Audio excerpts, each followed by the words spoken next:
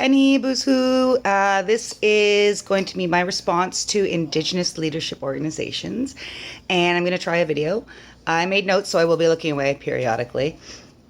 So, one of my first thoughts that I really wanted to bring up is that the deficit in the education system in terms of teaching about Indigenous people is largely because we are not in the curriculum. Indigenous people, Indigenous histories, Indigenous realities, it has not existed traditionally in the curriculum. What we've learned about ourselves was actually through a colonial lens.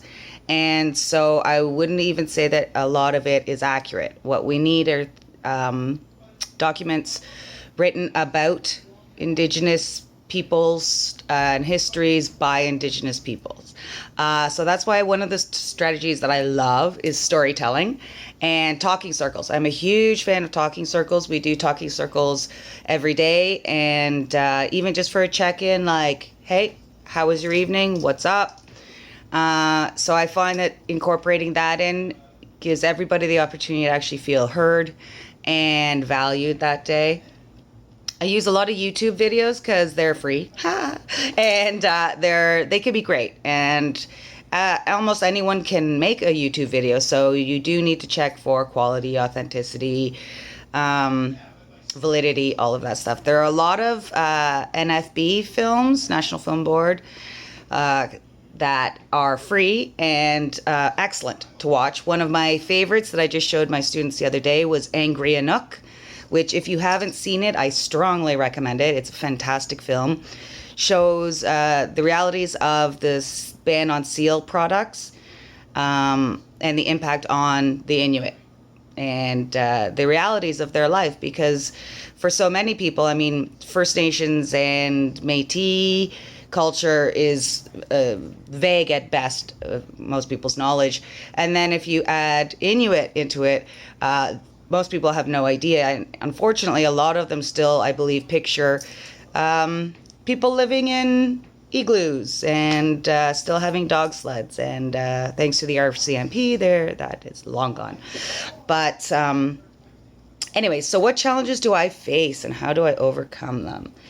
Well, one of the biggest challenges I face is being tokenized a lot. I feel like, oh, Jen, you're Indigenous, why don't you teach us about it? Or, oh, hey, Jen's Indigenous, get her to tell us all about Orange Shirt Day, and she can organize the event if there is even anything, which I typically have to be the one to say, hey, folks. And as not, I suppose, politically correct as I'm about to be, but whatever. Everything's Black Lives Matter right now, and I absolutely agree. They do. I believe everybody's lives matter. I believe all life matters. So in having that as the overarching message of all, like, emails and weekly newsletters, other issues are automatically put in a less important position, and that is something is definitely the Indigenous issues. Indigenous education is a problem. I love all of these sites. I think they're great. I think that they try very hard to work for their members.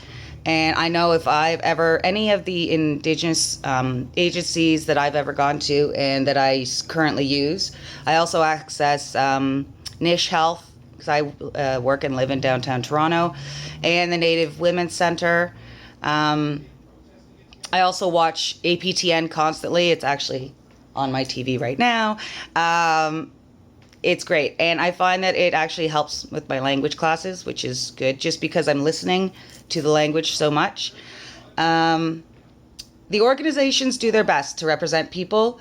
They try to work within the mainstream,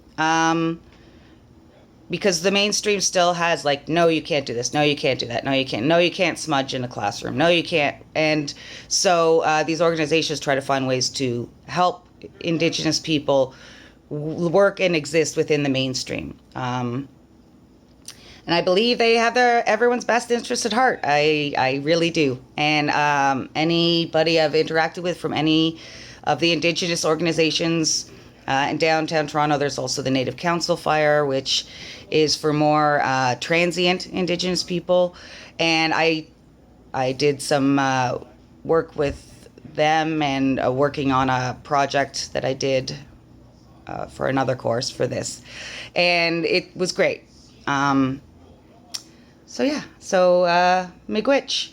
I really believe that we can move forward with reconciliation, and every one of you taking this course is amazing, and we are all working towards it together.